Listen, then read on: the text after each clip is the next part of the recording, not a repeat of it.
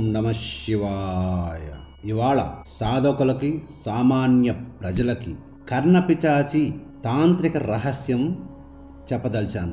ఈ కర్ణపిశాచి గురించి శ్మశాన గూఢ సాధనలో చెవిలో గుసగుసలాడే ఈ దేవి గురించి పూర్తిగా మీకు చెబుతున్నాను. సావధానంగా వినండి. శ్మశాన గాలిలో నివసించే స్వరం. సాధకులారా, ఈ విశ్వంలో ప్రతి సాధన ఒక ద్వారం లాంటిది.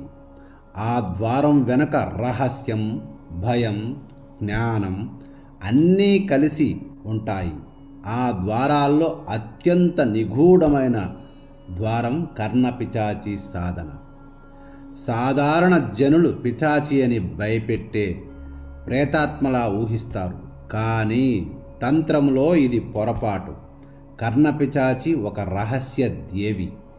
చెవిలో గుసగుసలాడుతూ సాధకుడికి అజ్ఞాత జ్ఞానం అందించే శక్తి. ఆమెను సాదాసీదా భూతమని ఊహించడం అజ్ఞానం. భైరవుని అనుమతితో, భక్తితో భయాన్ని దాటగలిగిన వాడు ఆమెని అనుభవంలోకి తెచ్చుకోగలడు, అనుభవించగలడు. కర్ణపిశాచి స్వరం, శబ్దమే ఆమె శరీరం. దక్షిణకాళి కావచ్చు, యక్షిణి కావచ్చు, చాముండి కావచ్చు, ఇలాంటి దేవతలంతా రూపరూపిణీలు. అంటే వారికి రూపం ఉంటుంది. కానీ కర్ణపిశాచికి శరీరం లేదు. ఆమె శబ్ద శరీరిణి. కొన్నిసార్లు చెవిలో గాలి వీచినట్టు వినిపిస్తుంది. మరికొన్నిసార్లు రాగమాలికలతో దాగిన మృదు గుసగుసలలాగా ఉంటుంది. కొన్నిసార్లు ఉరుముల మధ్య స్పష్టమైన మాటలుగా వినిపిస్తుంది.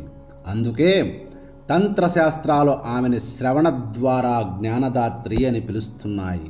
ఎందుకని చెవిలోనే మాట్లాడుతుంది ఈ కర్ణపిశాచి? ఇది అత్యంత లోతైన ప్రశ్న. ఎందుకంటే కర్ణపిశాచి కనపడదు. అందుకు ఆమె శబ్దం మాత్రమే చెవిలో వినిపిస్తుంది. దీనికి సమాధానం, శబ్దమే సృష్టికి మూలం. ఓం అనే నాదం నుంచే సృష్టి మొదలైనది. వేదాలను శృతి అంటారు, వినబడే జ్ఞానం కాబట్టి. అలాగే కర్ణపిశాచి కూడా శబ్దస్వరూపిణి. ఆమె కళ్ళకు కనపడదు, హృదయానికి నేరుగా తాకదు. చెవి ద్వారం ద్వారా మాత్రమే మనసులోకి ప్రవేశిస్తుంది. గుర్తుపెట్టుకోండి సాధకులారా, నిగూఢ అనుభవాలు, ఎవ్వరూ బహిరంగ చెప్పని విషయాలు ఇక్కడ నేను మీకు చెబుతున్నాను. తాంత్రిక సిద్ధులు అనుభవించిన గాథలు రహస్యంగానే మిగిలాయి. కానీ కొన్ని సంకేతాలు తాంత్రిక వలయాల్లో వినిపిస్తూ ఉంటాయి. మొదటిగా, జపంలో ఉన్నప్పుడు చెవిలో గాలి తాకినట్టు అనిపిస్తుంది. ఆ గాలి నేను వచ్చాను అన్నట్టుగా వినిపిస్తుంది. రెండో విషయం, భయపరీక్ష. ఆమె మొదట్లో నెగటివ్గా మాట్లాడుతుంది. నీ జపం వృధా, నీవు ఓడిపోతావు, నువ్వు ఒక పనికిమాలినోడివి, ఇట్లా రకరకాలుగా నిన్ను భయపెడుతుంది. మూడవది, సిద్ధి ప్రారంభ దశ. భయాన్ని గెలిచిన సాధకుడు ఆమె గూఢ మంత్రాలను, భవిష్యత్తును, రహస్యాలను చెబుతుంది. పూర్తి సిద్ధి. సాధకుడు ఏ ప్రశ్న అడిగినా ఆమె స్వరం వెంటనే సమాధానం ఇస్తుంది. కొన్నిసార్లు తల్లిలాగా, కొన్నిసార్లు గురువులాగా ఉంటుందని గమనించండి.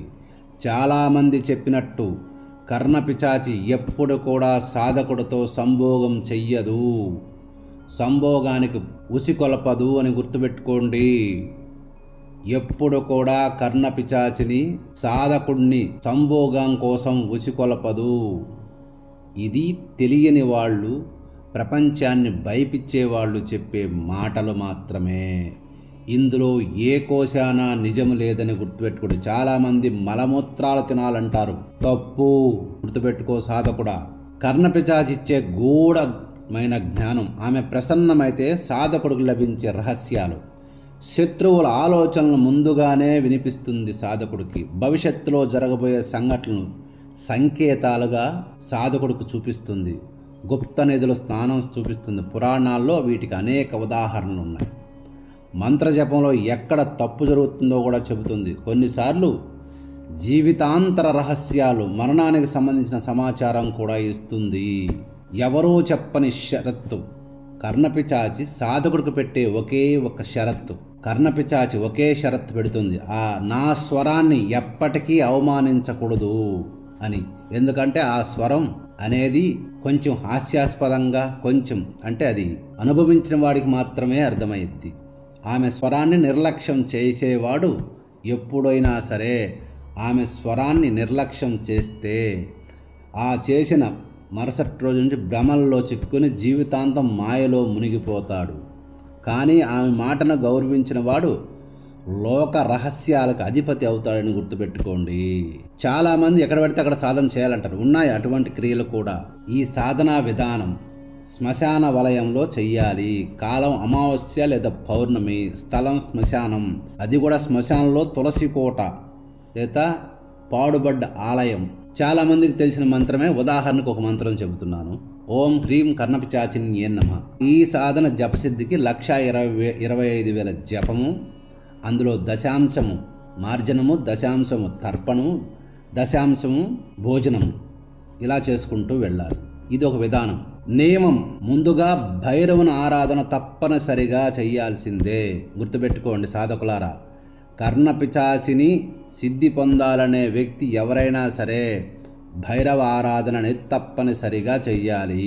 సంకేతం: చెవిలో గాలి తాకినట్టు అనిపించడం, మర్మర స్వరం వినిపించడం. ఇప్పటి వరకు నువ్వు విననటువంటి ఒక స్వరాన్ని నువ్వు వింటావు. సిద్ధి: ఆమె స్వరం స్పష్టంగా వాక్యాలు వినిపించడం. సాధన ఫలితాలు: సాధకుడికి పరివర్తన, భవిష్యత్తు మీద జ్ఞానం, శత్రువుల కుట్రలపై ముందస్తు హెచ్చరిక, మంత్రసిద్ధి వేగంగా పొందడం, అది ఏ మంత్రసిద్ధి అయినా పర్వాలేదు.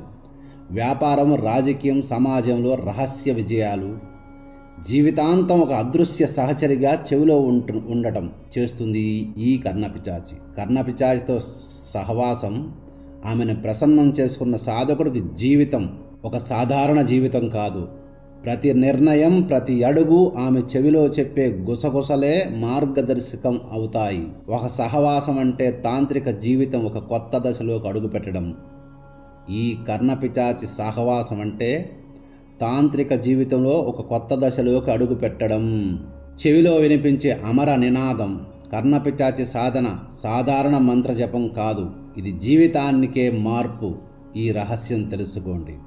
ఆమె స్వరం చెవిలో వినిపించిన క్షణం నుంచే సాధకుని కాలానికి మించిపోతాడు. కర్ణపిశాచి గుసగుస భైరవుని స్వరమే. దాన్ని విన్నవాడు ఇక సాధారణ జీవి కాదు, అతడు జ్ఞాన సిద్ధి పొందిన దివ్య సాధకుడని గుర్తుంచుకోండి సాధకులారా. ఇప్పటి వరకు మీరు విని చూసినటువంటి అన్ని కర్ణపిశాచి విషయంలో అబద్ధాలే, సత్యధూరాలే. ఎందుకంటే వాళ్ళ అనుభవం లేకుండా చెబుతున్నారు కనుక. సాధకుడా, కర్ణపిశాచిని ప్రతి తంత్ర సాధకుడు సాధించవలసిన అవశ్యం ఈ కలియుగంలో ఉంది.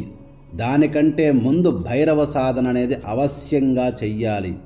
దీనికి సమగ్రమైన గురు పరంపర అవసరం. గుర్తుపెట్టుకోండి, ఇదే కర్ణపిశాచి తాంత్రిక రహస్యం. సర్వే జనా సుఖినో భవంతు.